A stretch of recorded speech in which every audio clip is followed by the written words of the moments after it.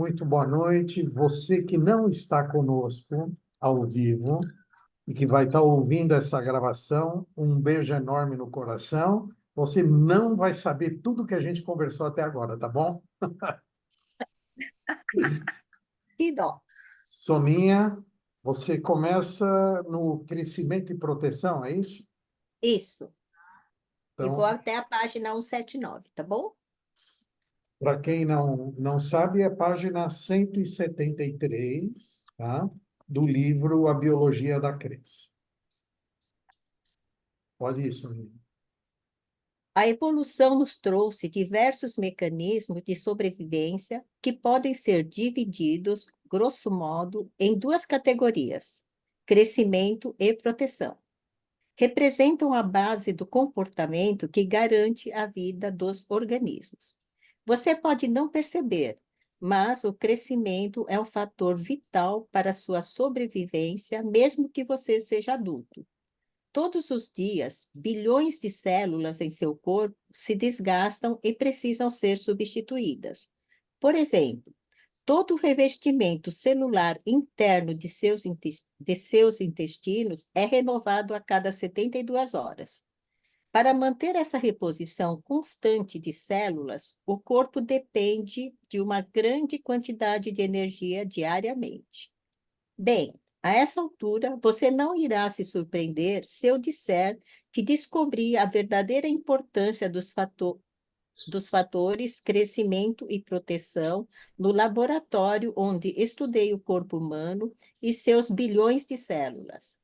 Quando estava clonando células endoteliais humanas, observei que elas se afastavam das toxinas que eu introduzia em seu ambiente, assim como as pessoas fogem dos leões e dos assaltantes.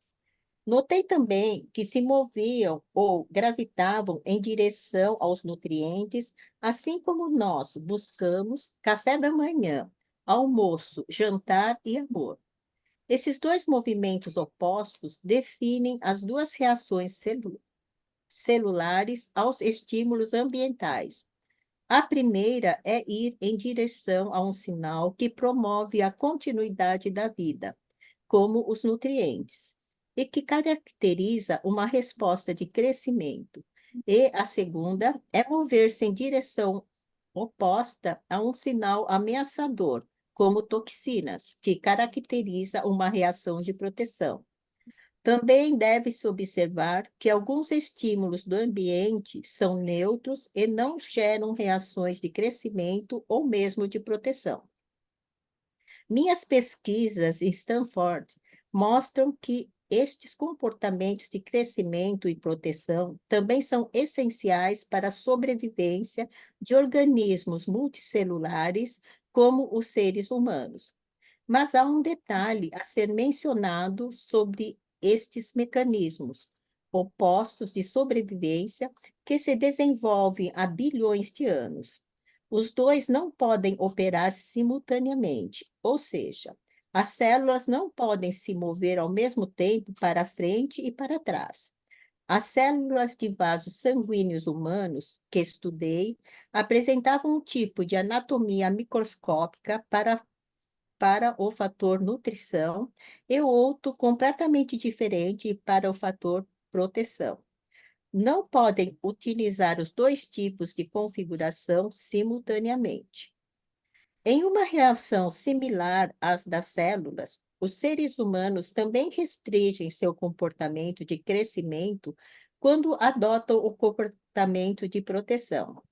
Se você está fugindo de um leão, não há motivo para despender energia em crescimento, para sobreviver, escapar do leão. Você terá que reunir toda a sua energia para ativar mecanismos de luta ou de fuga. A redistribuição das reservas de energia para a reação de proteção invariavelmente resulta na redução do crescimento. Além de desviar energia para a manutenção de tecidos e órgãos necessários para a reação de proteção, há mais um motivo para que o processo de crescimento seja inibido. Esse processo requer uma troca entre o organismo e o ambiente. Por exemplo, os alimentos são ingeridos e o que não é utilizado pelo corpo é expelido. Portanto, a reação de proteção fecha o sistema para proteger o organismo de qualquer ameaça externa. Inibir o crescimento também debilita o sistema, pois trata-se não apenas de um processo que consome, mas também que gera energia. Como consequência, situações que envolvam reações prolongadas de proteção inibem a proteção da energia que mantém a vida. Quanto mais o organismo permanece nesse estado, mais comprometido se torna seu nível de energia. Na verdade, uma situação que leve alguém a um estado de terror pode paralisar totalmente o processo de crescimento. Por sorte, não chegamos a esse ponto com tanta facilidade. Além disso, o processo de reação de crescimento e proteção nos organismos multicelulares é diferente daquele das células individuais. Nem todos os nossos 50 trilhões de células têm de entrar em processo de crescimento ou proteção ao mesmo tempo. A proporção de células em cada um deles depende da ameaça que o corpo capta. Podemos sobreviver algum tempo sob estresse, mas uma inibição crônica do mecanismo de crescimento pode comprometer severamente nossa vitalidade. Também é importante dizer que vivenciar a vitalidade plena é mais que simplesmente eliminar os fatores de estresse. Na sequência contínua de crescimento e proteção, eliminar os fatores de estresse somente nos coloca em um ponto neutro do processo. Para estar bem de verdade, precisamos não apenas eliminar os fatores estressantes, como também vivenciar momentos intensos de alegria, amor e satisfação que estimulem nosso processo de crescimento. Posso continuar? Não? Não, vamos falar um pouquinho, vamos conversar um pouco. Logo no início, né, da tua leitura, ele fala sobre os mecanismos de sobrevivência serem divididos em crescimento e proteção, né? Então, pela primeira vez, eu ouvi que se o teu corpo está cuidando de se proteger, ele inibe o crescimento e vice-versa, né? Para mim, essa é uma informação nova e que talvez seja relevante para muita coisa na nossa vida, porque são mecanismos de reação do nosso corpo que a gente desconhece, né? E aí, eu acho que nós já conversamos uma vez sobre isso. Ele fala que todo o revestimento celular interno dos intestinos é renovado a cada 72 horas, né? E aí, eu acho que foi nesse grupo que eu fiz essa pergunta. Se isso acontece, por que que depois de 72 horas, uma pessoa que tem uma doença no intestino, por exemplo, não se cura dessa doença, já que foi trocado todas essas células aí? Alguém saberia me responder? Rúbia, Saua, A Sala está seu, aí? seu micro... É. tá, a Saua tá, Bom, oi, Saua. na verdade, você tem uma troca das células superficiais, né, do intestino, e não das células mais profundas, né? Em todo o E corpo é assim? Essas trocas de células que a em ciência fala algum, para nós é só superficial, é isso?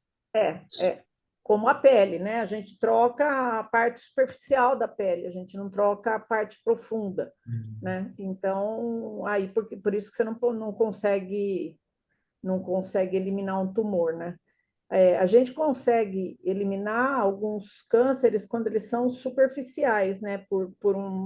Nem é um método certo, porque a gente nunca sabe se a gente deixa ou não algumas células, mas tem alguns tratamentos de câncer que você faz cauterização, né? Então, você queima a camada superficial, né? E você consegue eliminar aquele câncer, né? Mas ele tem que ser muito inicial, né? Porque o câncer começa na superfície e ele aprofunda conforme a gravidade dele, né? Então, provavelmente, a gente elimina várias células cancerígenas a cada 72 horas, né? Mas alguma escapa e começa a se proliferar, né? Provavelmente a gente faz a gente danifica muitas células cancerígenas no corpo inteiro, né? Todos os dias. A gente tem célula de proteção por causa disso, né? Ô, Rúbia, Hum. Rúbia, é por isso que fala que quando se a gente soubesse o tanto de células cancerígenas, quando você come uma pizza, né, quantas são produzidas pelo corpo, você jamais comeria uma pizza, é por essa razão? Tem alguma coisa a ver, alguma relação?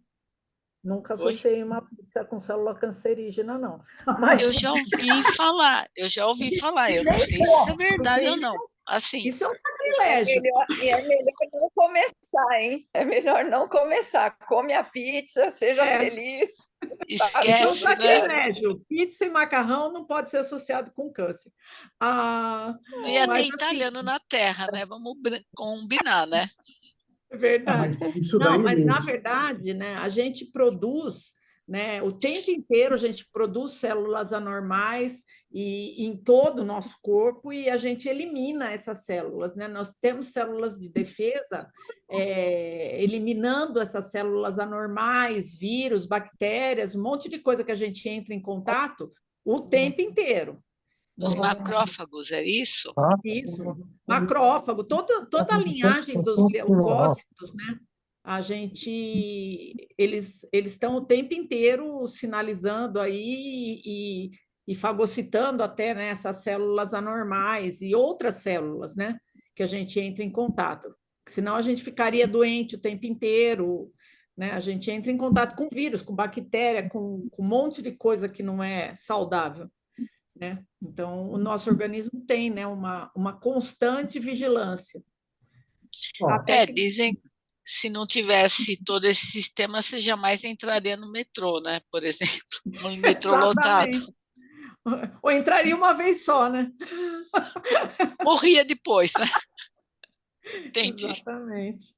ó, Rúbia, eu adorei a resposta, achei que ela foi muito objetiva, ela realmente tirou uma dúvida que eu tinha já há bastante tempo nesse aspecto, e sem querer abusar de você e da Sala, né, que são as nossas consultoras juramentadas aqui do grupo, né, o mecanismo de ação, então, de um medicamento é de ir, então, nas células mais profundas e trabalhar em cima delas. Eu sei que, obviamente, cada medicamento tem um mecanismo diferente, né? Mas se a gente for generalizar, a função do remédio é essa, eliminar essas células doentes que estão mais enraizadas no nosso órgão, no nosso corpo, é isso? Você falando em quimioterapia para câncer. Não, a hora que eu ingiro um medicamento, ele vai para a minha circulação, ele vai para o intestino, aí vai para o sangue, né? Como ele opera o milagre, né, de curar um sintoma, uma doença, enfim, não é passeando lá no sangue. Não, mas daí, Renato, o que que o remédio faz, né? Aquilo que eu dei, que eu expliquei numa das aulas, né? O remédio, na verdade, ele se encaixa na célula, naqueles receptores que a gente tem na membrana, né? Ele se encaixa e ele produz uma reação dentro da célula, né? Que faz com que aquela célula volte a funcionar de uma maneira mais correta, né? O remédio ele simula uma reação química que a gente tem normalmente, né? O remédio ele não elimina a célula, né? Ele faz com que a célula tente funcionar de uma maneira melhor. E aí, esses Tudo bem, livros são que vários você... mecanismos, né? Mas assim, ele pode simular uma enzima, ele pode simular uma reação química, ele pode simular uma série de coisas, né? Pode inibir a ação de uma célula que está produzindo uma coisa que não é benéfico, né? Então, cada remédio tem um mecanismo de ação, Tá. né? E, teoricamente, então, os dois livros, né, o do Joy Vitale, lá, o Você e o Placebo, e esse que nós estamos lendo, então, eles estão dizendo para nós que nós somos capazes de atuar sem o medicamento, né, de atuar fazendo esse papel que o remédio faria nas nossas células. É isso? Exatamente. É isso que ele fala, que nós temos uma capacidade mental, né, suficiente para fazer com que o nosso organismo funcione adequadamente sem medicação. É isso que ele fala, que se a gente soubesse a capacidade que a gente tem, né, que o nosso cérebro tem, a gente não precisaria de remédio. Não, mas é legal porque começa a fazer sentido, sabe? Começa a fechar o ciclo de tudo que a gente está vendo, né? Porque uma coisa é você dizer assim, você pode se curar mentalmente, tá bom? Mas como? Né? Como que funciona esse processo? E aí o que você está dizendo, o que ele está dizendo aqui, para mim vai dando mais sentido em tudo isso, né? E isso que ele fala aqui de poupar energia, né, de crescimento, na verdade, o nosso organismo ele funciona assim o tempo inteiro, né? Ele não funciona só, vamos dizer, para um mecanismo de fuga, tal. Quando a gente, por que a gente fala, antigamente falava assim, não vai nadar depois de comer porque você vai morrer, né? Porque na verdade o nosso organismo é assim, que nem se você come, o organismo tem uma tendência a juntar toda a energia dele para digerir comida. Então, teoricamente, ele coloca, vamos dizer, como se ele colocasse em stand-by algumas outras funções para derivar energia para a digestão, né? Então, por isso que você não deve fazer exercício físico depois de atividade física, depois de comer. Por quê? Porque você está despendendo duas energias. Você está despendendo uma energia para digestão e uma energia para manter a função muscular. Entendeu? E é nisso que você pode ter um hipofluxo cerebral, passar mal. Por quê? Porque você está despendendo duas grandes quantidades de energia ao mesmo tempo. Entendeu? Então, Por um isso. outro lado, tem gente que diz que depois que você come é bom caminhar. Sim, caminhar, sim, né, para ajudar a digestão, mas não correr, não fazer uma atividade física intensa. Tá, Entendeu?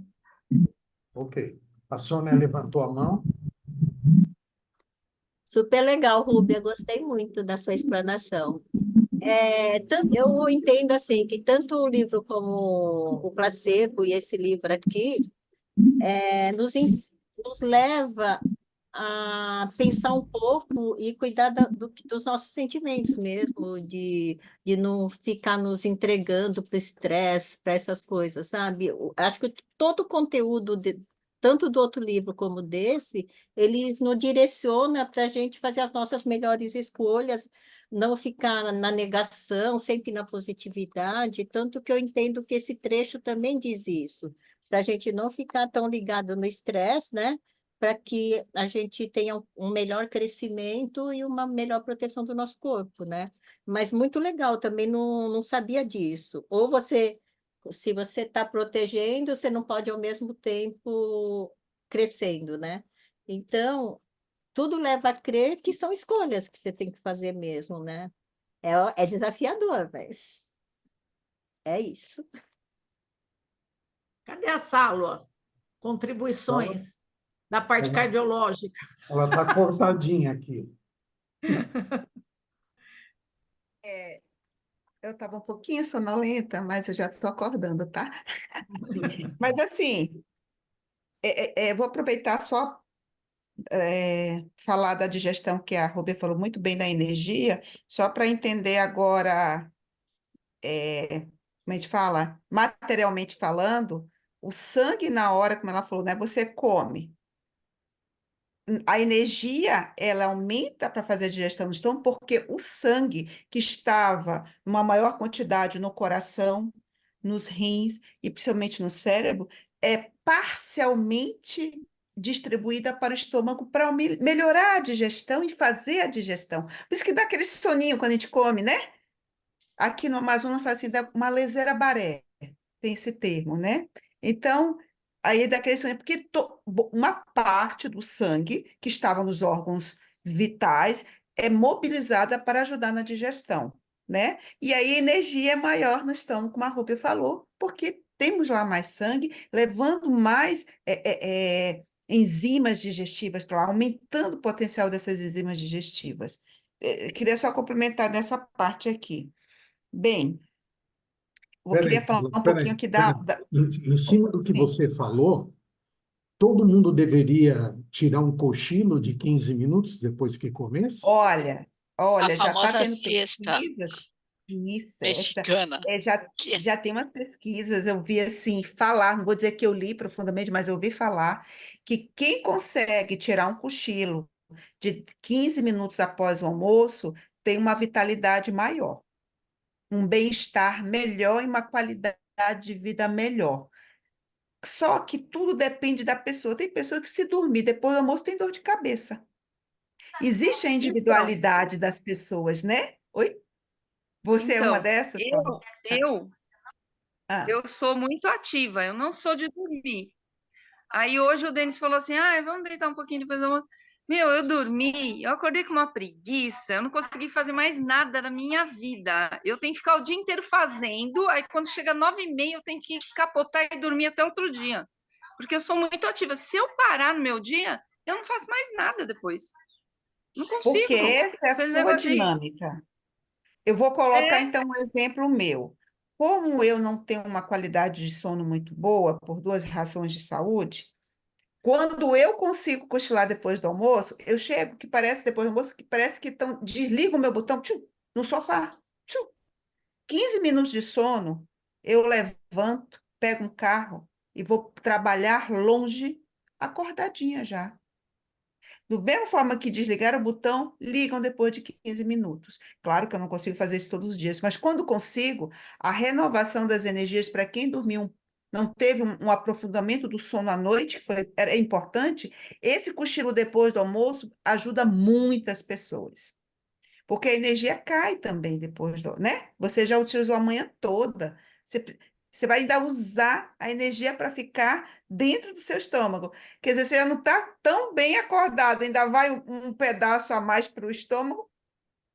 Cochila um pouquinho para ver se não melhora. No meu, como eu falo, isso é individual. Nós não somos máquinas, nós não somos iguais. Sim. Como há pessoas que dormem 4, 5 horas e refazem totalmente as suas energias, há pessoas que com 6 horas não refaz nem 70%. Então, isso é Mas eu tudo gostei da individual. dica, viu, Célula? Gostei da dica. Um dia de noite mal dormida, um soninho depois do almoço. Eu tenho essa coisa assim, se eu dormir de tarde, dar um cochilinho, eu acordo com uma leseira e geralmente me estrago o sono da noite, né? Mas se for pontual, como você falou, faz sentido, né? Tem um encaixe aí.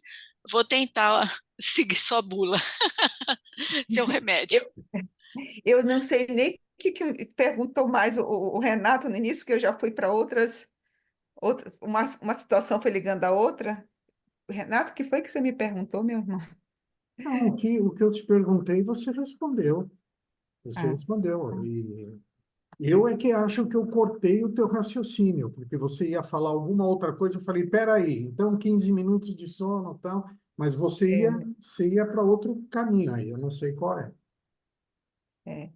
Olha, para que as nossas células maravilhosas tenham toda a capacidade do trabalho e promovam e que tenham energia, uma boa noite de sono também é fundamental. Como meditar bem, como fazer, se você não consegue dormir bem à noite? É à noite que o nosso organismo trabalha para nós crescermos. No nosso caso, adultos, né? Então a gente fala, os meninos têm que dormir para crescer, né? Assim que a gente fala dos adolescentes, das crianças, né? E nós é para renovar todas as nossas células. É um momento, olha, eu vou falar uma coisa de pele. Você sabe que eu indico que você tome colágeno à noite, e vou dizer por quê. Porque os órgãos vitais estão precisando de menos energia. E aí as proteínas, por exemplo, do colágeno, em vez de ir para os órgãos vitais, vão para a pele, porque os órgãos vitais estão com a energia diminuída, porque estão parcialmente dormindo, parcialmente, né? Então, o coração, por exemplo, não precisa trabalhar muito. Então, ele não vai precisar dessa proteína toda para produzir essa energia dela. Então, tomar, por exemplo, proteína à noite, vai para a pele, rejuvenesce. Não é que tem lógica? Então, à Faz noite é sentido. para renovação de várias células. Gente, dormir bem é fundamental para que nós tenhamos saúde, principalmente até mental. É fundamental. Para a pressão, para o diabetes. Tanto é que quem dorme mal e ronca tem maior chance de AVC, de hipertensão e de diabetes. Por isso que usa aquele CPAP à noite, né? Que as pessoas param de respirar durante a noite, fazem hipóxia, piora a energia das suas células e piora todo o sistema cardiovascular. Nosso corpo é uma máquina maravilhosa. Ela só precisa ser ajudada. Aí ela faz o trabalho dela por anos e anos, anos e anos. Imagino eu agora que a medicina vai mudar em muitas, por exemplo, na cardiologia, a primeira coisa para o paciente hipertenso, hoje a gente já pergunta há alguns anos, começa o sono. Aí a gente pergunta assim, quando eu venho o paciente sozinho, a sua esposa, o seu esposo falam que você ronca? Porque não adianta perguntar dele se ele ronca, mas se o seu companheiro, a companheira avisou que ele ronca. Dali você muda toda, às vezes, a história de um paciente. A importância do sono, assim, é fabuloso. Mas eu acho que eu já fui para outros ângulos, outros. Gratidão. Soninha, manda bala. Muito bom, Sala.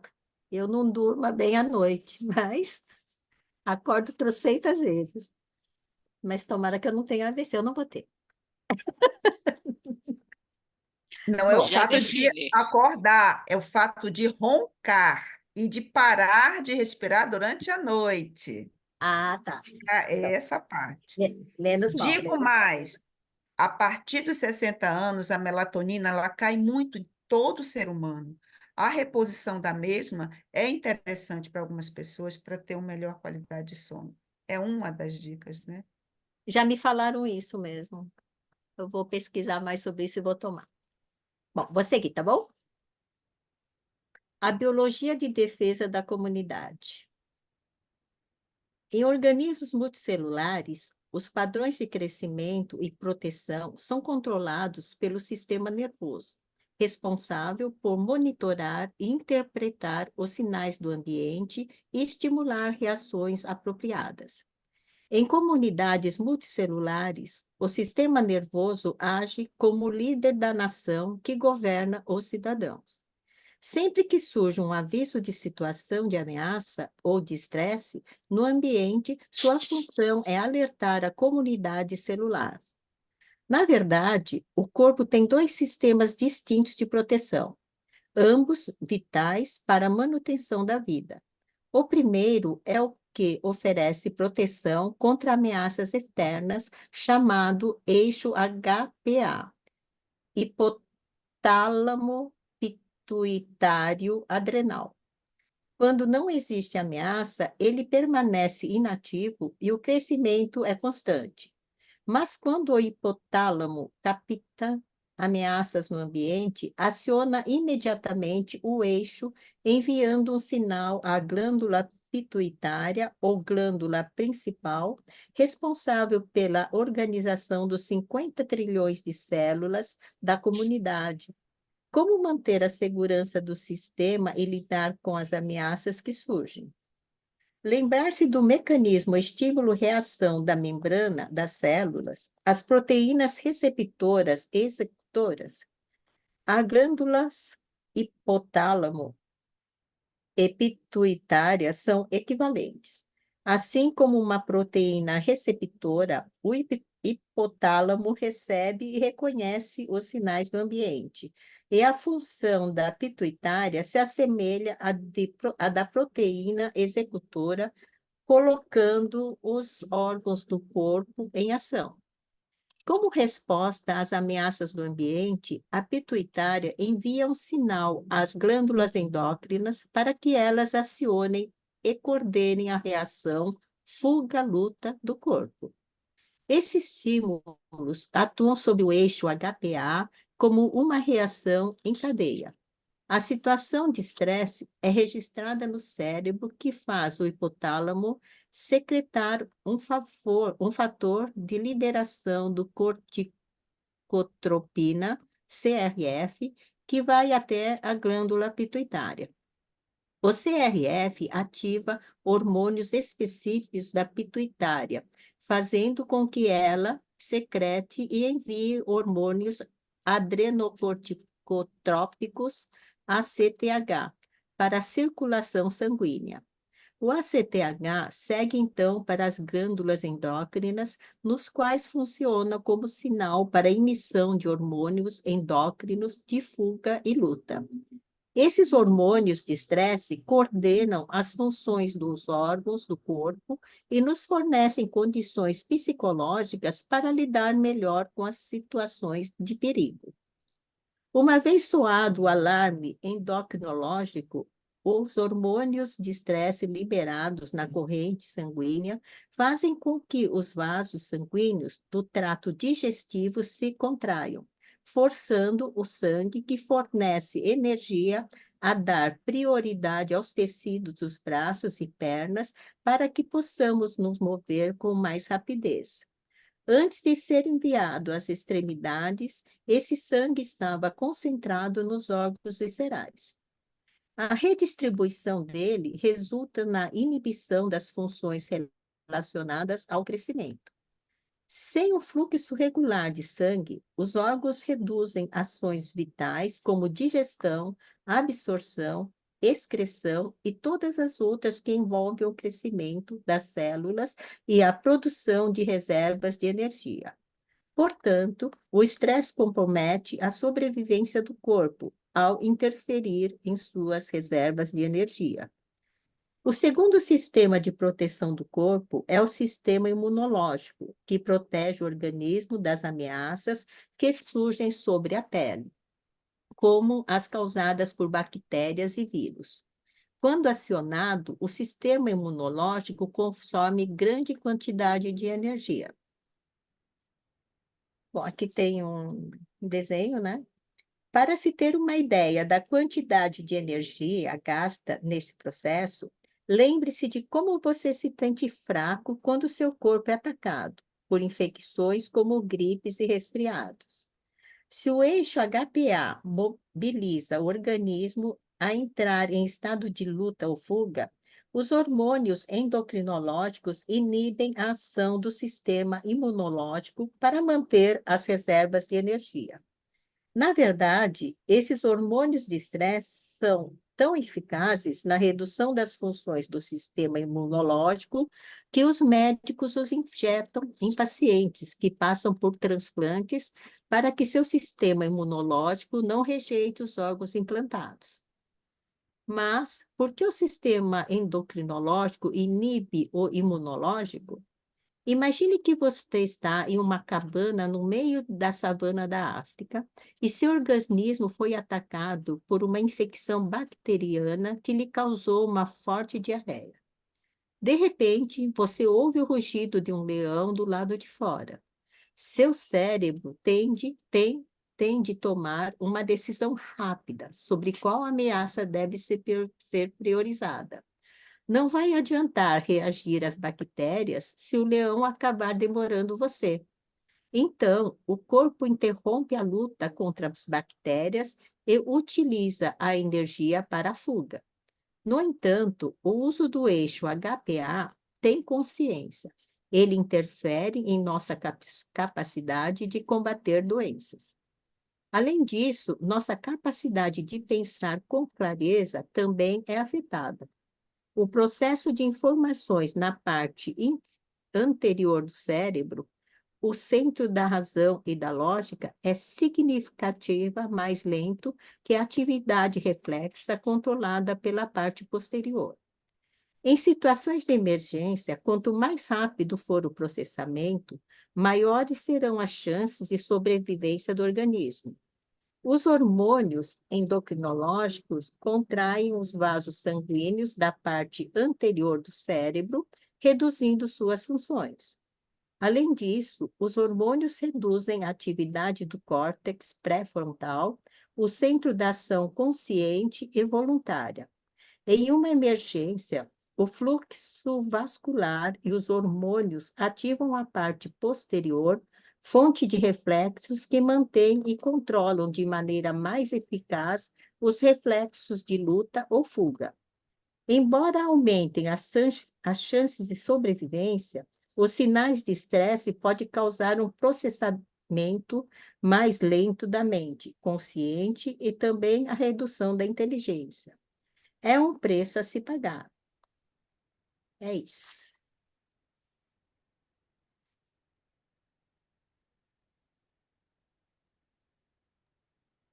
Tua leitura vai até aqui, é isso?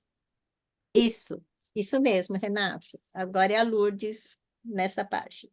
E você não gostaria de comentar alguma coisa, Sônia, dessa parte que você leu agora?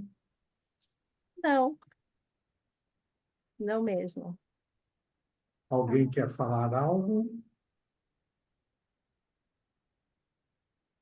Olha, eu queria entender o que que é essa redução da inteligência, se seria alguma coisa momentânea, enquanto o estresse está acontecendo, ou se é uma coisa que vai afetar a inteligência, uma coisa mais, não sei, para mim ficou uma coisa meio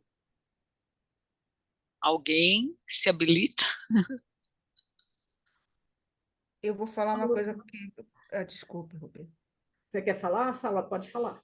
Eu vou falar só uma coisinha aqui que eu estava lendo, que para nós também, como médico, eu acho que não sei que a Ruby também já fez, pense. Nunca foi colocado para a gente, quando a gente está doente, que a nossa inteligência diminui, né? Não é assim que a gente raciocina, né, em medicina. Mas nós ficamos mais letárgicos, né? Mais hipoativos, né? Não temos, a nossa memória fica um pouco assim, né? Estou falando nós doentes, não é assim que nós ficamos? A gente não Lentificar. fica alerta, tudo a gente capta, os reflexos são de. Não é assim, a gente fica mais lento, raciocina mais devagar, não tem disposição, ficamos astênicos, né? Essa é a situação quando nós estamos doentes, já é o normal. E aí eu fui ler aqui, que é uma coisa que a gente não lê, né? Que os hormônios, eles contraem, quando nós estamos, vou botar aqui doentes, contrai os vasos sanguíneos da parte anterior do cérebro que, né, que tem a ver com a memória, reduzindo a sua função. Além disso, os hormônios reduzem a atividade do córtex pré-frontal. Ou seja, toda essa parte aqui que ele vai contraindo e vai diminuindo a circulação, ele está falando que é por proteção. E já vai aumentar a circulação no cérebro na parte posterior, onde ele pode ter mais reflexo de luta ou de fuga. Então, se isso, realmente eu nunca tinha lido que ele fazia essa vasoconstrição na parte anterior e uma vasodilatação na parte posterior. Mas a gente já sabe que memória, né, tem tudo a ver com a parte anterior. E desta forma eu entendo por que que a pessoa fique, talvez, momentaneamente. Eu não vou dizer que a pessoa fique menos inteligente, porque eu acho meio pesado, É, mas então, a gente raciocina menos, a gente, né, a gente está e menos disposto. Quem quer estudar doente? Quem quer pensar coisas assim, uma matemática doente, que tem que, né? ter Ninguém faz, foco. não tem É, foco. eu entendi, é uma coisa mais pontual, porque eu falei, como Sim, assim? Eu é. vou falar assim, só uma coisinha, né, da psicologia, né? Quando a mulher ela se torna mãe, então por algum tempo lá, né, ela tem que ficar em função do bebê. Então meu professor ele usava esse termo na época. Ele falava assim, a mãe emburrece.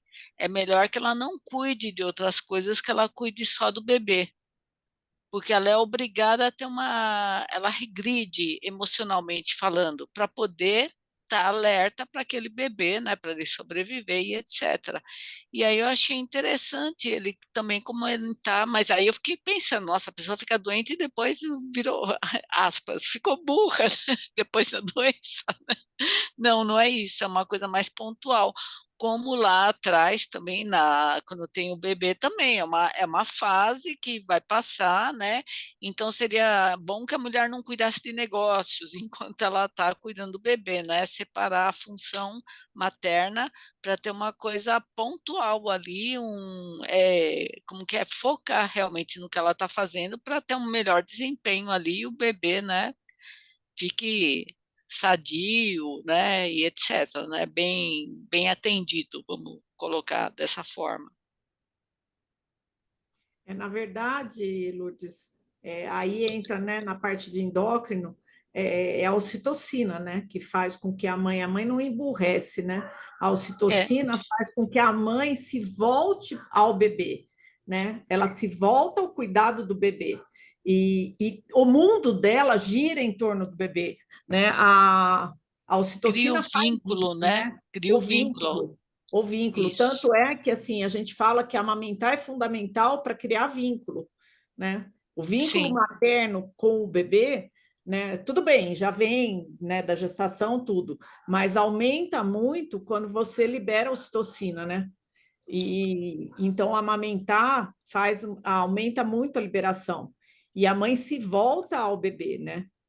E E é então a vida necessário. dela é neste momento, até que que ela sinta que o bebê tem a mínima chance de sobreviver sem que ela fique olhando para ele 24 horas por dia.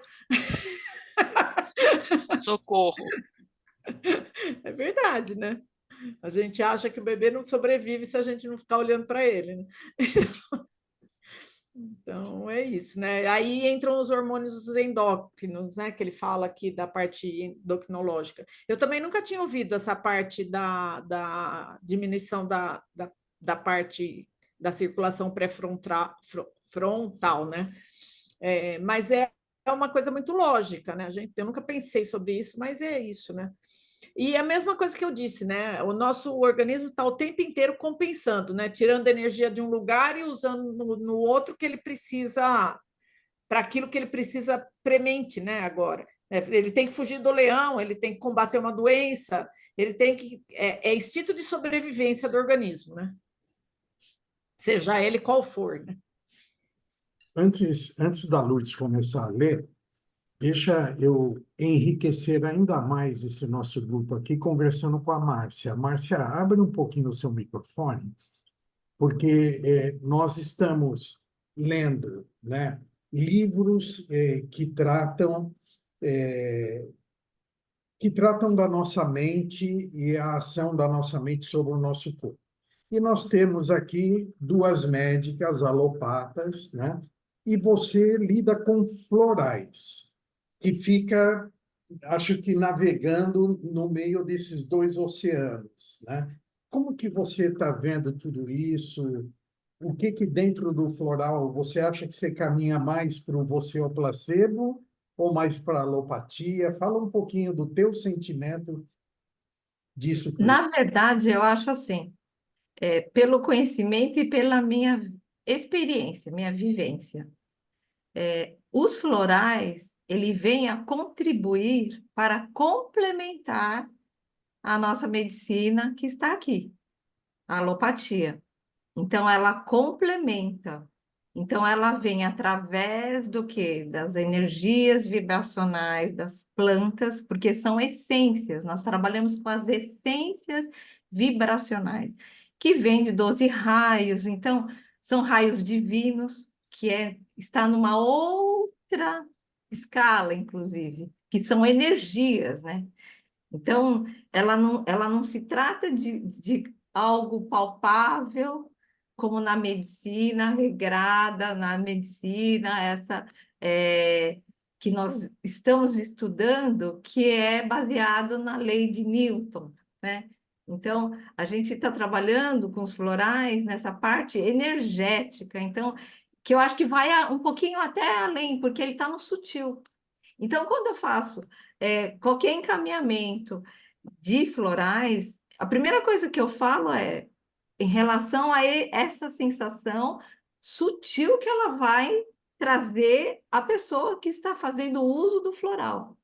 Então, ele vai no campo energético dessa medicina alopata. Ela não vai curar, ela vai trazer, ela até pode, porque eu tenho casos, relatos de tratamentos com alopatia e florais que deram resultados assim fantásticos, né? Então, voltando, eu acho que os florais, ele vai nesse caminho mesmo. Então, ele não sozinho, eu acho que ele vai no campo do bem-estar.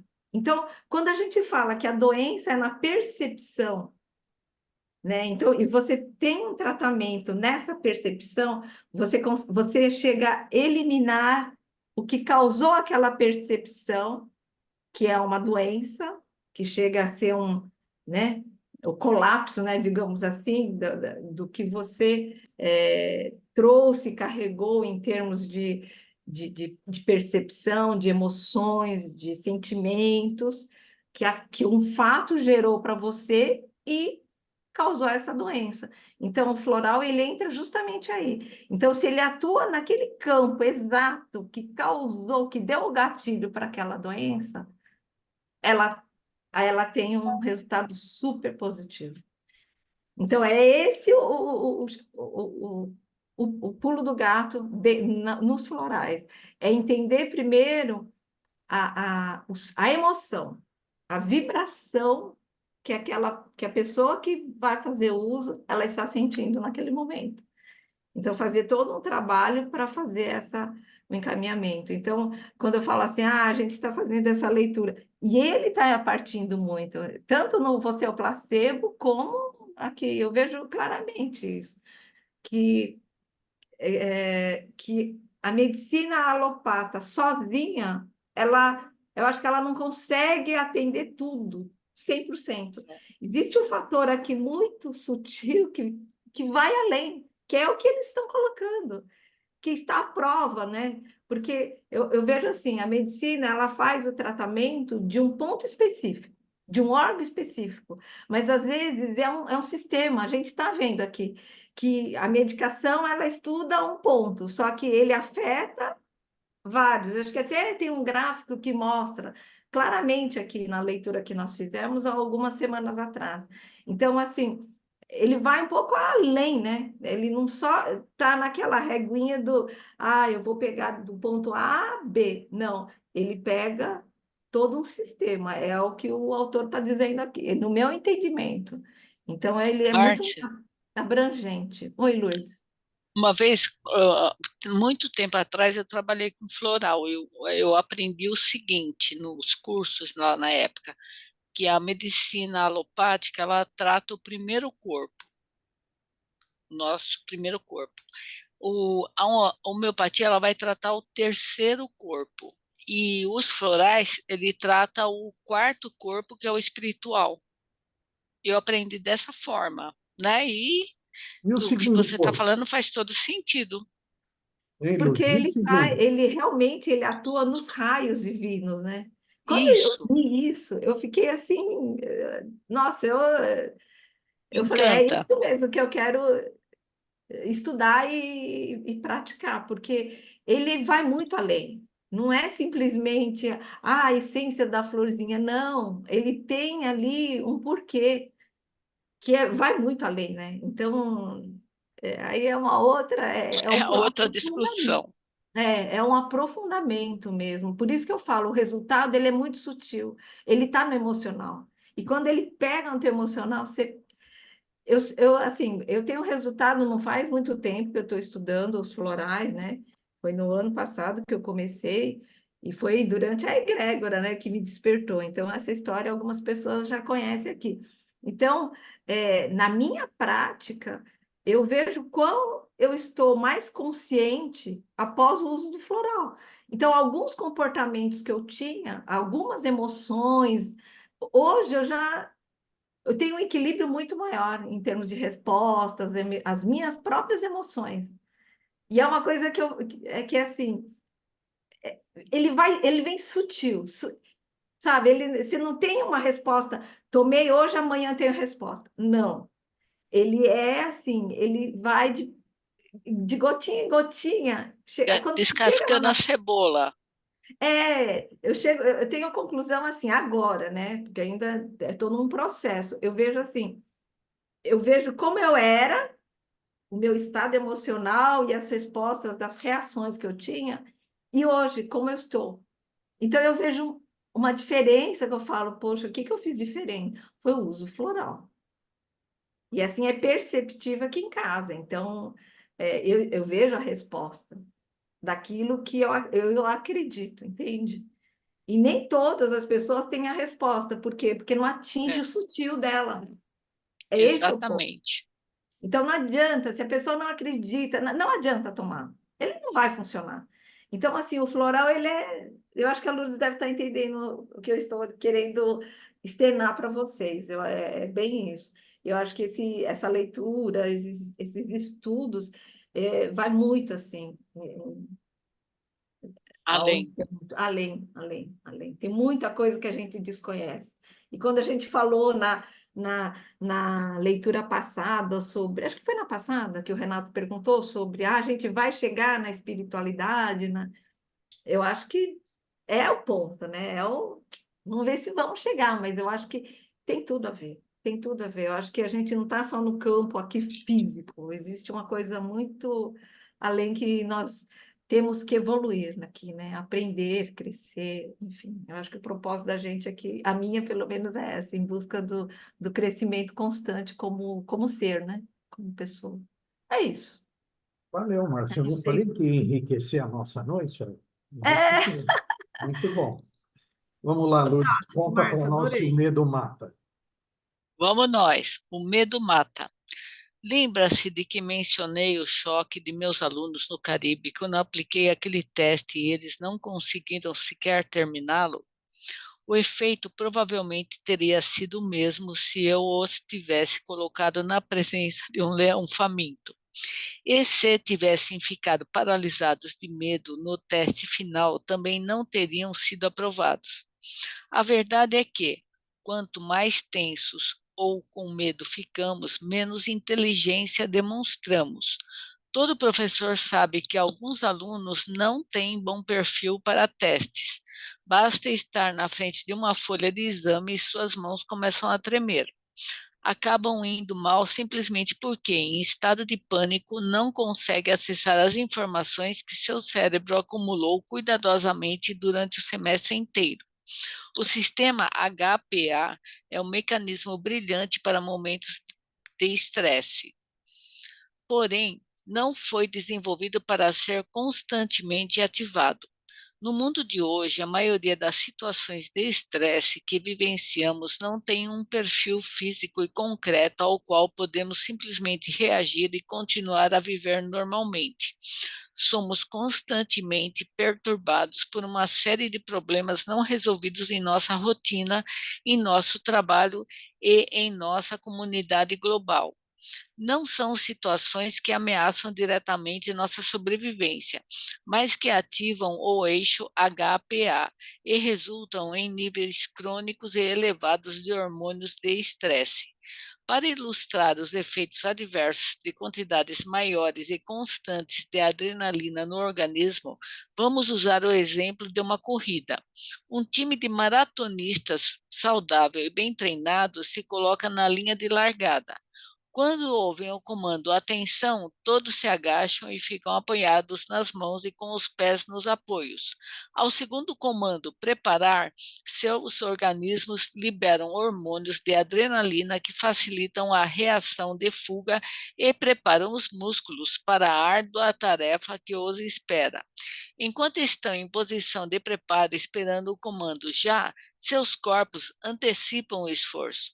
Em uma corrida normal, a tensão dura somente alguns segundos antes da largada, mas imaginemos uma situação em que, por algum motivo, ninguém grita já e os atletas têm que ficar esperando. Seus corpos estão preparados, seu sangue está cheio de adrenalina e a ansiedade de ouvir o comando começa a desgastá-los. E, mesmo que estejam psicologicamente preparados para a espera, em alguns segundos eles podem entrar em colapso devido à tensão. Hoje vivemos em um mundo no qual preparar é o comando principal. Um número cada vez maior de estudos e pesquisas mostra que nosso estado constante de tensão e vigília acaba afetando severamente nossa saúde. As situações estressantes a que estamos expostos em nosso dia a dia ativam constantemente o eixo HPA, preparando nosso corpo para a ação. Mas, como não estamos em uma competição esportiva, o estresse de toda a pressão, medo e preocupação não é liberado. A maioria das doenças humanas está relacionada ao estresse crônico. Gerstrom e Miller, 2004, Coppi e Retallier, 2004, McEwen e Lasky, 2002, McEwen e Seaman, 1999. Em um estudo interessante publicado em 2003 na eScience, pesquisadores questionavam por que pacientes que utilizavam medicamentos antidepressivos SSRI, Selective Serotonin Reuptake, inhibitors, como o Prozac e o Zoloft, não apresentavam melhora imediata. É necessário um período de ao menos 2 semanas para que comecem a sentir os efeitos. O estudo revelou que as pessoas com depressão apresentam uma surpreendente falta de divisão de células na região do cérebro chamada hipocampo, uma parte do sistema nervoso relacionada à memória. As células do hipocampo se renovaram e se dividiram à medida que os pacientes começaram a sentir as mudanças de humor causadas pelos medicamentos SSRI. Esse e outros estudos colocam em jogo a teoria de que a depressão é meramente o resultado de um desequilíbrio químico que afeta a produção de elementos químicos monoamínicos de sinalização, mais especificamente a serotonina. Se fosse algo tão simples, as drogas SSRI restaurariam o equilíbrio químico imediatamente após sua ingestão. Cada vez mais pesquisadores associam a inibição do crescimento neural pelos hormônios de estresse à depressão. Em pacientes com depressão crônica, o hipocampo e o neocórtex pré-frontal, o centro do raciocínio, encontra-se fisicamente retraído. Uma revisão desse estudo, publicada na eScience, informa uma hipótese hoje considerada mais provável é a de que o estresse e não a monoamina seja a causa de sobrecarga no cérebro que leva à depressão.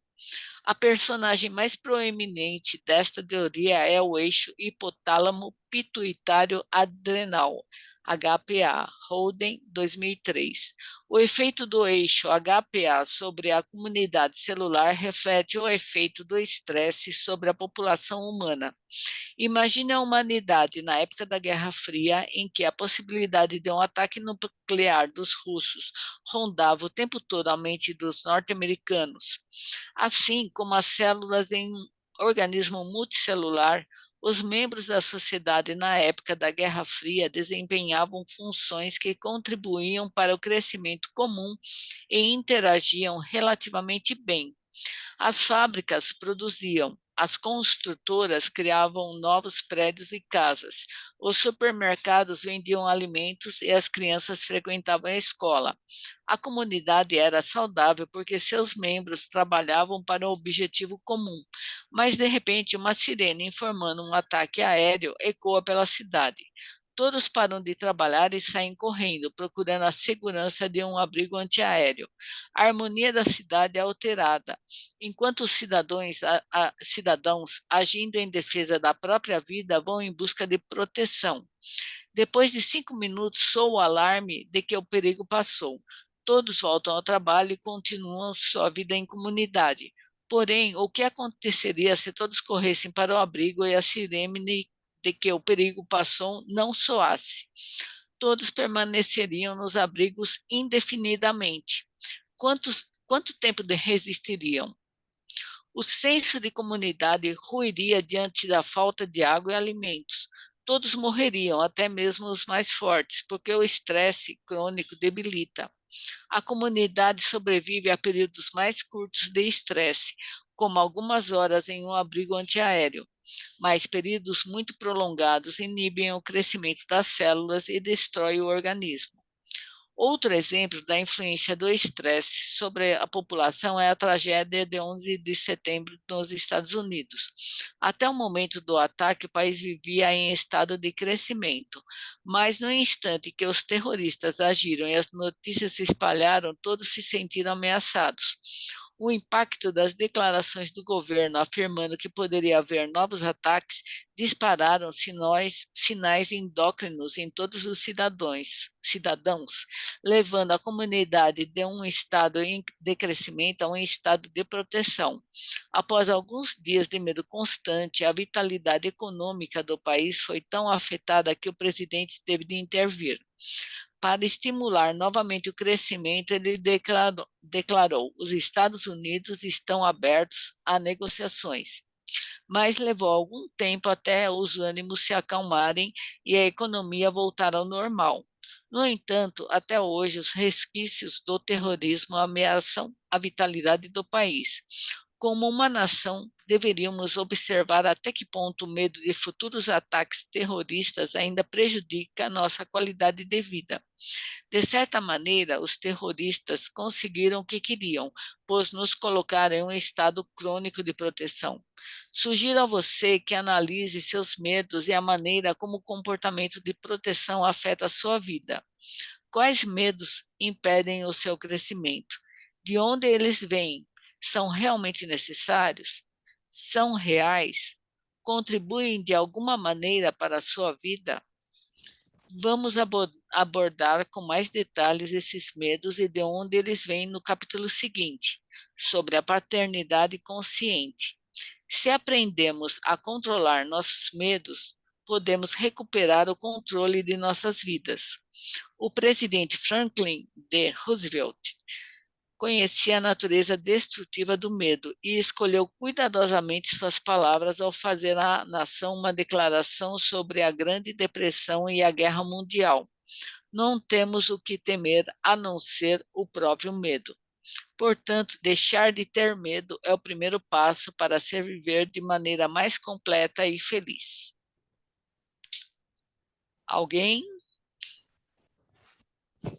Sônia, crenças limitantes, Sônia. Eu sei que você conhece essa parada. Fala um pouquinho para nós do medo e das crenças limitantes.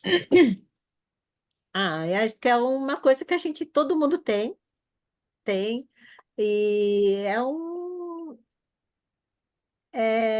você tem que aprender a lidar com isso, eu acho, sabe?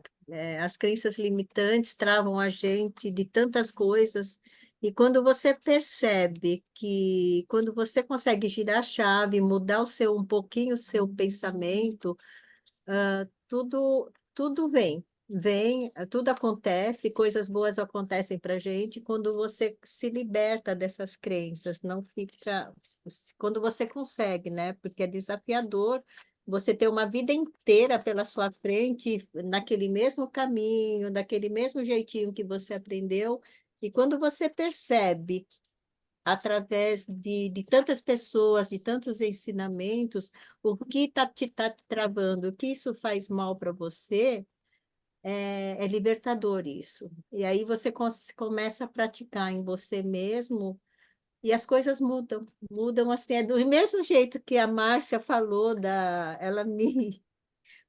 a Márcia falou dos florais, desse giro na chave dela, do final do ano passado para cá, né, Márcia? De como você mudou, sabe? Todas as crenças que a gente consegue se libertar disso e perceber. A importância é você perceber. É você conseguir enxergar que você tem essas crenças e como vai ser bom para você trabalhar isso, sabe? Então, é, é isso. Eu acho que isso faz com que a gente cresça, que mude a nossa forma de pensar, e que nem para mim foi ótimo, porque antigamente eu pensava só assim, nossa, o que pode acontecer de ruim, sabe? Hoje não, eu não penso mais isso. Eu sempre penso que cada ação que eu mudo em mim, o que vai trazer de benefícios para mim. E isso eu consigo. Então, você controlar todas as suas, conseguir perceber e controlar suas crenças, eu acho que é bem legal isso. Nossa, é fascinante. Fundamental. É fundamental é fascinante, do mesmo jeito que a Márcia falou, como a gente percebe que a gente muda. Você fala assim, nossa, que momento que aconteceu isso, sabe? Aí você começa a lembrar de como que você veio conseguindo mudar, mudar um pouco a sua vida e acreditar que isso vai fazer diferença na sua vida, para você não viver no negativismo e olhar sempre tudo positivamente, por mais que as coisas te machuquem, que te consumam, se você se pegar naquela linha do positivismo, um pedacinho que tiver, se você se agarrar nela, você consegue mudar totalmente os sentimentos. E aí as coisas fluem. É isso, não sei se eu consegui te expressar É, bem o meu sentimento. entender que tudo é aprendizado, né? Com certeza, eu vi, nossa, eu cada vez mais eu quero ficar com esse grupo, com os grupos que eu aprendi. Nossa, eu estou aprendendo muito. Renato sabe, o Renato me conheceu em 2016, né, Renato? Eu não era assim, né, Renato? Era Que bom. quase. Não, não era. Nossa, não era assim, não Na era verdade, você, mesmo. você foi uma das pessoas que eu conheci que fez realmente mudanças bem legais, bem significativas, né? Muito, Renato. E hoje eu me olho no espelho e me vejo e eu falei, nossa, né? E são 8 anos só, fazem 8 anos, né? Uhum. Então, e nesses 8 anos, nossa, é uma vida que eu deixei para trás que eu não acreditava que era assim, sabe? E hoje não, eu vejo, mas isso é todo aprendizado de cada um de vocês, de eu não entra por aqui, sai por aqui, sabe? Entra aqui, trabalha aqui, entra aqui, sabe? Então, isso é gratificante, gente. Gratificante mesmo. Eu agradeço cada ensinamento, cada palavra de vocês, que tem um significado muito grande na minha vida. Eu fico até emocionada de falar com vocês. Então, Sônia, continuando dentro desse raciocínio, o título do capítulo era O Medo Mata. Aí eu te pergunto, a coragem vivifica? Nossa, e muito. Nossa, dignifica, te amplia a visão. Você começa a enxergar as coisas que você nunca enxergou de uma maneira completamente diferente. Mesmo as coisas ruins que acontecem à minha volta, eu, eu, eu enxergo sempre aquele pontinho positivo e me pego naquilo, sabe? E isso é bom para mim, não é bom para as pessoas, mas para mim. Como eu cresço com isso, sabe? E o mais legal disso é perceber que eu consigo fazer isso hoje, mas foi desafiador, eu não conseguia. Porque eu sempre achei que andava dentro da lei da moral, fazia tudo certinho, os outros que estavam errados, sabe? Mas não, na hora que você aprende que não tem certo, não tem errado, e você conseguir respeitar um pouquinho cada diferença das pessoas, isso transforma a gente, sabe? E isso tem feito muita diferença na minha vida, muita mesmo. Legal. Cláudia, hoje eu estava escutando um podcast do canal Vida Inteligente. E no meio da conversa, eles falaram. Você está me ouvindo, Cláudia? Tá? Estou Aí, no ouvindo. meio da conversa, eles disseram assim: Ah, porque Fulano tinha um pouquinho de medo. Aí o outro falou: Não existe pouco medo, nem muito medo, existe o medo. Baseado nisso que a Lourdes leu, que a Sônia falou, o que você acha? Existe pouco medo, muito medo, ou só existe o medo? Existe pouco medo. Eu acho que só existe o medo. Medo é medo, né? Se coisa de pouco ou muito, é mais da nossa percepção, né? É mais de como você está recebendo aquilo, a impressão, porque a gente vive num mundo de impressões. Aí a Sônia bem falou, hoje ela olha uma coisa e, por mais às vezes assustadora que seja, se a gente conseguir estar de fora olhando, talvez a gente consiga tirar alguma coisa de positivo. Mas o medo vai estar lá. Acho que não é pouco nem muito. Ele está lá, Porque é né? usual Quando isso, nesse né? trecho... É usual a gente Oi? falar, é usual, né? A gente falar, eu tive um pouco de medo, eu tive muito medo, né? É meio comum a gente falar isso, né? Mas seria mais uma forma só de expressão, né? Se a gente pegar pela raiz do medo, acho que é medo. Eu penso assim, é medo, tô com medo. A gente se expressa, ai, que medinho, que medão, ai, que medo que me deu, né? Ai, tô com muito medo, tô com um pouco medo. Mas aí, qual é a impressão? Quando eu digo impressão, eu vou pela linha também da Márcia, né? Porque ela vai imprimir no seu corpo vital, vai imprimir no seu corpo físico, alguma coisa dessa percepção vai ficar. E aí, se eu tiver consciente, quanto que eu vou deixar realmente ficar? Ou eu ser tomada por este medo, né? Ou este medo me dominar, né? Da impressão que a gente consegue ter, né? Legal.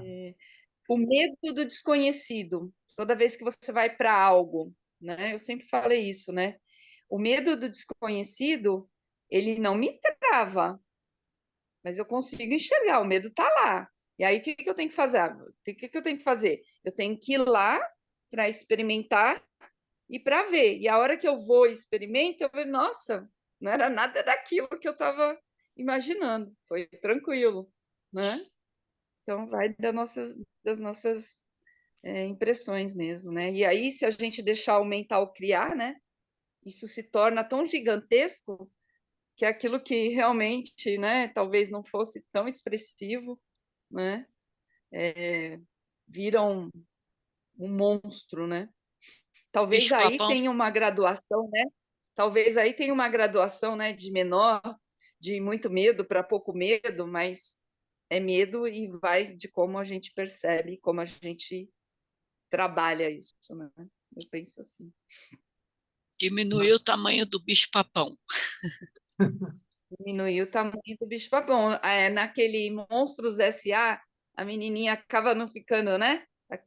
Criava-se aquela fantasia toda, né? Depois ela fica amiga do monstro, né? Ele É, viu que não era nada daquilo. E aí a gente tem temos essas lembranças, não sei, né? Talvez a gente acesse, às vezes, algumas coisas nossas da infância, né? Algumas coisas que estão lá pressões. guardadas, dessas crenças limitantes que colocaram na gente, né? Não pode tomar leite com manga, não pode sair não sei aonde que entorta a boca, né? Então, umas coisas assim que vão, né? A gente vai criando os nossos fantasmas, o bicho-papão, né? E aí vai, a gente fica com isso E gravado em leite com nós. manga é delicioso, viu? Maravilhoso, maravilhoso. E tem toda uma história atrás disso, né? Mas aí tem gente que não, né? Não vai atrás, não olha. Essa questão da Márcia falar do floral, quando você toma e você não vai acessar tudo, mas vão caindo algumas coisinhas assim, né? Aí se você está atento, se você está consciente, você fala, opa, peraí, aqui, aqui tem uma coisa, né? Vamos ver se eu penso mais sobre isso, vou refletir mais, ou eu vou colocando mais atenção para ver se eu chego na raiz, né? E aí vou me ajudando, a gente vai se ajudando a redescobrir algumas coisas, que está tudo em nós, né? É isso, eu acho que o floral também age muito bem nisso. Gratidão. Antes de passar, deixa eu só procurar alinhar uma coisa com vocês. Eu preciso da autorização da Lourdes e da Sônia, e se alguém tiver alguma coisa contra, como a gente já está perto do final e elas acabaram lendo pouco hoje, eu queria convidá-las a ler novamente no próximo encontro, se vocês puderem, e se ninguém tiver nada contra, né? Aí eu colocaria a Lourdes lendo primeiro, já até olhei aqui o tanto de página para ela ler, e depois a Sônia. Vocês concordariam, Lourdes e Sônia? Para vocês tudo bem? Tranquilo. Para Ninguém mim tem também, nada, tudo bem. tudo certo? Tá, então, depois a gente conversa aí sobre as páginas. Sálvia, eu quero fazer uma pergunta para a Inês e você levantou a mão. Você prefere falar primeiro, por causa da fala da Cláudia, ou eu pergunto para a Inês antes de você falar? O que você quer? Eu quero falar do medo, mas se você acha interessante perguntar primeiro, pode fazê-lo. Tá, porque é dentro do mesmo tema. Inês, você é recorrente você falar na família, nos amigos, que você foi uma criança muito medrosa. E você chega a contar, inclusive, alguns casos da sua infância, né, demonstrando isso. E eu conheço, né, uma mulher extremamente corajosa. Você consegue apontar o momento que virou essa chavinha na sua vida? A vida, é, a vida mesmo, os objetivos, né? A gente, quando tem o objetivo de viver e você não quer estar eternamente em caminhos desconhecidos, você vai atrás daquilo que te fortalece. E durante a vida foi exatamente isso que aconteceu. É, a gente falou de vários corpos, né? E a gente até pratica, né, na egrégora as vibrações. E é isso, se a pessoa não estiver aberta ao novo, a reconhecer que ela pode colocar uns. Porque tudo começa do sentimento, né? Da ideia, você tem a emoção, o sentimento, depois que vem para o físico. Só esse conhecimento que às vezes parece tão simples, né? Tão pequeno, mas você começa a usar realmente na sua vida, você já muda a vida, que você sai do físico, você procura, toda vez que você tiver uma situação, você não vê somente aquilo que você fez, né? O que a pessoa fez, você procura recuar e ver um pouquinho maior. Tem coisas que a gente consegue com mais facilidade, porque já está dentro da gente. E outras que você não consegue, e é igual você vai patinando, vai ficando mais difícil, e aí exatamente onde você precisa se trabalhar para ver o novo. A vida é uma oportunidade diária em busca de si mesmo, né? Por isso que fala que tudo está dentro. Esse livro, nesse sentido, ele é revelador, porque ele pega toda essa parte, né, mais sutil e vai mostrando quanto o nosso organismo, né, a parte física, receber, assim, é difícil entender, né? Você pensar que o seu físico foi feito para você reconhecer o sutil. Eu, no meu parco, né, vai conhecimento, é o contrário. A gente vai vindo, vai criando um mecanismo, e o nosso corpo acabou sendo criado para a gente absorver tudo isso, porque ainda era uma manifestação inconsciente. Por isso que quando a gente vai tornando consciente, a gente vai ficando menos doente, a gente vai tendo mais facilidade de lidar com as situações. Então, nós estamos num momento de estar revertendo. Eu acredito até que futuramente o nosso corpo vai ser diferente. Quando realmente a gente passar a ter maior controle, principalmente hoje da nossa emoção, que é o segundo plano aí do físico, né? O emocional. Mas é isso. Gratidão. Sálvia pode fechar.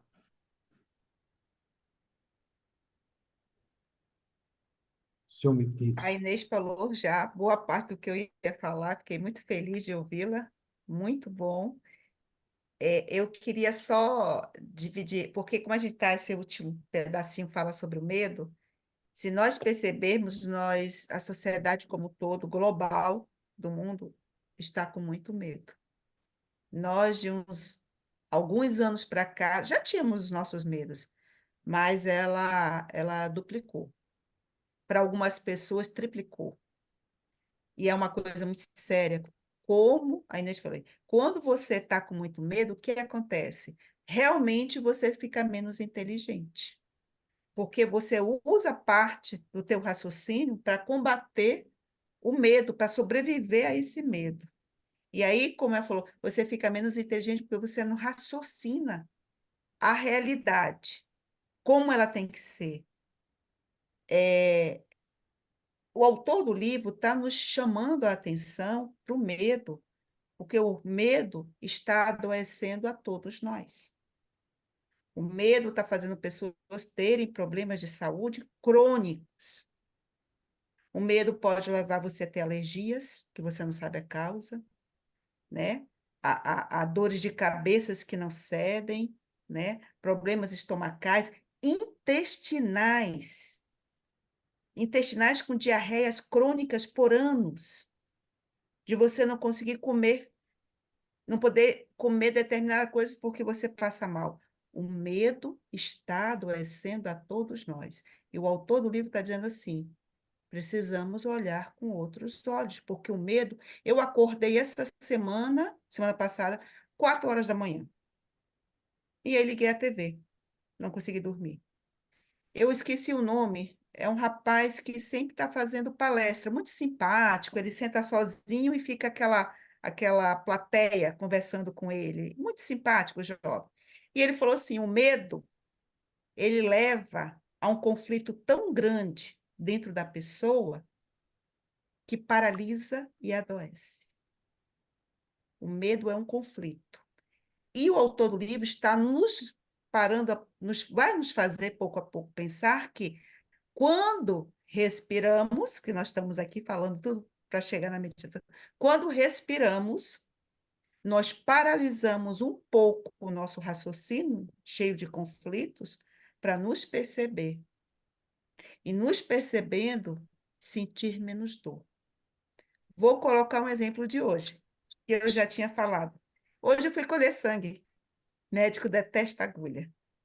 Isso é. Gente, o pessoal da saúde, eu detesto agulha. E quando ela ia começar, a própria moça falou assim: respire.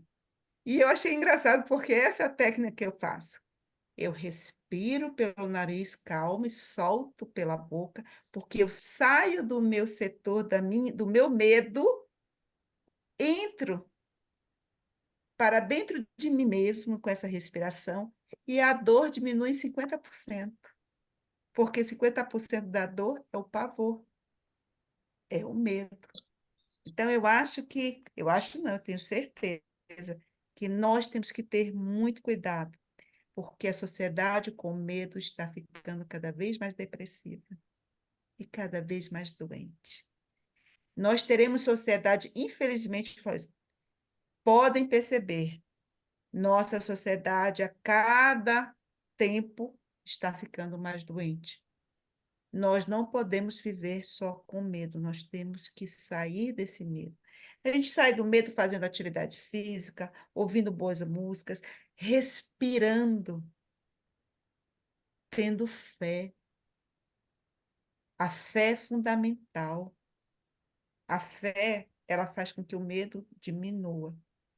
E assim sendo, vai fazer quimicamente mudanças no nosso cérebro e nas nossas células como um todo. Não vamos deixar de vivenciar as dores e as preocupações, mas em outro nível, porque o que está aumentando de nível de depressão na sociedade é incrível. Juntamente com ela, o nível de suicídio também. E é o medo, e é o conflito.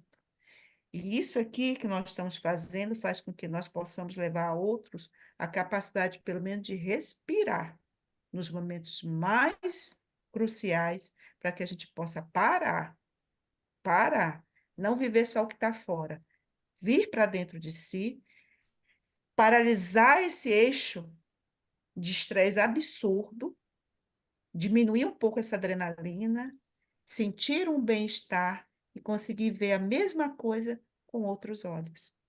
Porque esse controle, quando eu olho, eu vejo uma coisa, mas pode ser que cada um, dependendo do momento que está vivendo, veja ele de outra forma. Ou seja, a mesma situação vai ser vivenciada de formas diferentes, dependendo de como eu estou.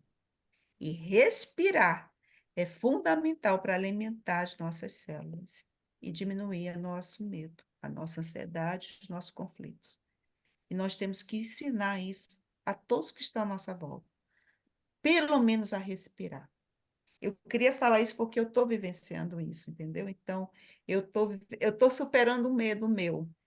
E isso profissionalmente vai poder me ajudar. Eu tive que dizer, chega de medo. Eu sei que eu tenho problemas motores para fazer determinadas coisas, mas chega de medo, senão eu nunca vou conseguir. Eu tenho pelo menos que tentar.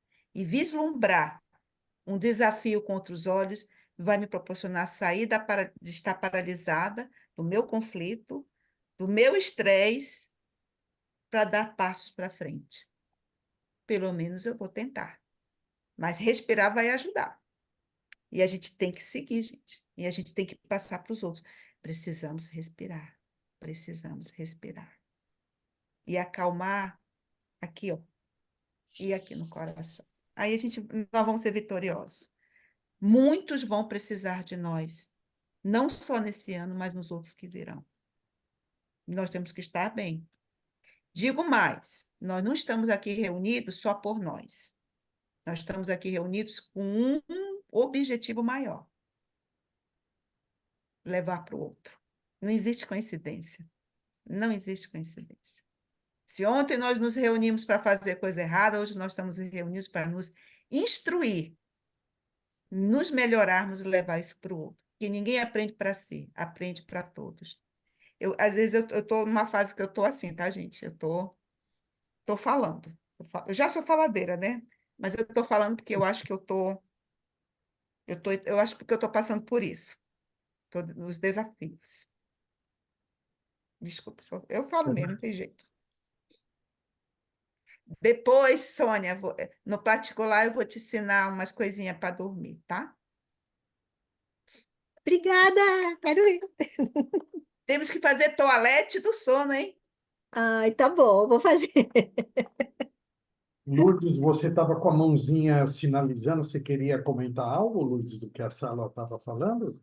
Não, o que ela, para mim, traduzindo, é aquela antiga, né, frase, né, mente quieta, espinha ereta, coração tranquilo, né, que é famosa, eu não sei se é o Francis Bacon, eu não lembro quem. É, eu tenho dificuldade aí na coluna ereta. Pode É, repetir Estou novamente? aprendendo com RPG, né? a Tô postura indo. ereta, ela faz a diferença mesmo.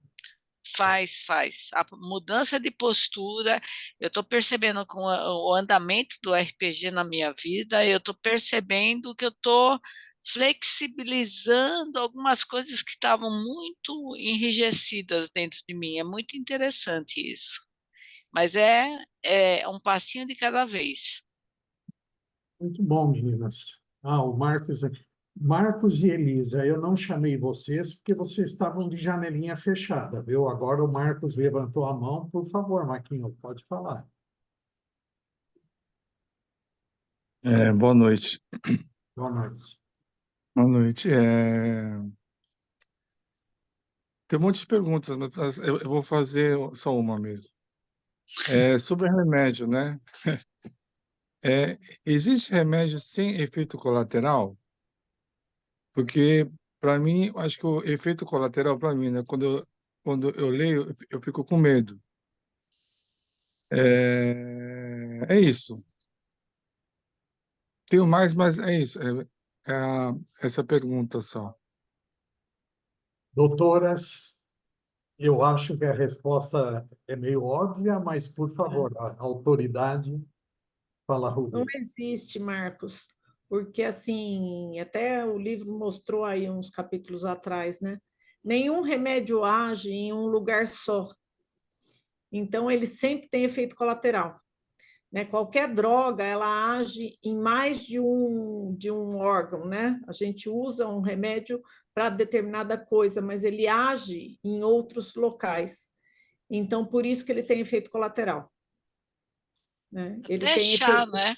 ele Até tem chá. efeitos benéficos secundários, né? Ele tem efeitos benéficos primários, que é para aquilo que ele foi feito. Ele tem efeitos benéficos secundários, então tem remédio que a gente está usando para uma coisa e descobre que ele serve para outro, né? Mas ele tem os efeitos colaterais. Todos têm, né? Tudo tem. Então, É que eu acho que um remédio, quando ele é aprovado, né, é porque o índice de efeito colateral dele respeita lá um mínimo um possível, né? score, isso. É, Onde ele faz mais bem do que mal. isso. Pelo menos teoricamente, né? É que Até nem a comida relacionamento, né? saudável também tem os prós e os contras, né? Chá é uma imensidão, né? Imagina remédio, né? Químico. É isso aí. Isso assim, só aprofundando um pouco assim, será que não é, por exemplo, os remédios alopáticos eles curam rapidamente assim, né? Uma coisa de para a produção não parar. Eu acho que tem uma relação com o trabalho assim. E comparando com os outros remédios que são mais lentos para curar. Esses remédios não teriam que ter mais pesquisa, assim, para ter menos efeitos colaterais, assim, para pegar essa raiz da doença, em vez de... Parece que foi feito, ó, a gente para aqui a pesquisa, os testes, não sei o quê, mas vai com efeito colateral mesmo, né? Cura, mas vai ter as consequências. Se Não, tivesse um tempo maior para não ter esse efeito colateral, né? na verdade, Marcos, cada medicação ela tem um longo tempo de pesquisa, né? Tem medicação que leva 15 anos para a gente colocar em uso, né? E são inúmeras fases, é o que o Renato falou, né? A gente só consegue aprovação de uma medicação quando ela é comprovadamente mais benéfica do que maléfica, né? E assim, são muitos anos de estudo, né? Por isso que inclusive por isso é que a gente tem as patentes, a exclusividade de medicações que elas são lançadas, porque o investimento econômico em cada medicação é altíssimo, porque assim, na verdade, quando você começa o estudo de uma medicação, você começa a ver tudo que ela não faz de bem, tudo que você tem que mudar na molécula, e cada coisa que você muda, você leva mais, não sei, X tempo para conseguir, porque né, você tem ensaio in vitro, ensaio em vivo, né, depois para você usar num ser humano, vai muito tempo, né? Tudo é muito tempo e muito investimento, né? Para a gente conseguir isso que a gente consegue. Eu trabalhei, Marcos, na indústria farmacêutica. 10 anos de pesquisa para eles é muito pouco. É muito pouco. Chega-se a achar que, não, 10 anos é precipitado, vamos esperar um pouco mais. É que a gente tem, né, até com uma certa razão, uma indústria farmacêutica muito como um grande monstro, né? Mas é o que a Rúbia falou, o que é gasto de dinheiro em pesquisa, em tempo, é realmente quando um medicamento de um laboratório sério, né? Óbvio, existem aí uns laboratórios mequetrefe, né? Que é chamado de bomba aí no meio, né? Mas os laboratórios éticos sérios 15 anos de pesquisa, 20 anos, enfim. Isso, nesse aspecto, fique tranquilo.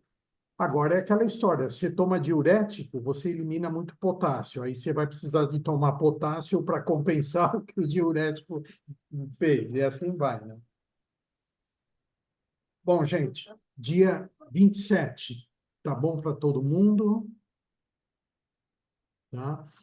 Então, Soninha, nossa secretária, marque aí, dia 27 de maio, tá? Ok? A Lourdes, começando na página 185, Paternidade Consciente. E indo, Lourdes, até a 194. Lá no comecinho dela, tem a finalização da tua parte. Aí a Sônia começa na própria 194, programação humana, e a princípio, Sônia, como aconteceu com a Lourdes hoje, você vai até a 199. Se a gente perceber que tem tempo, você continua, senão a gente para na 199. Tá bom, Tá? Perfeito. perfeito. Ok, Então é isso, vou anotar gente. aqui. Mais uma noite riquíssima com vocês. Gratidão.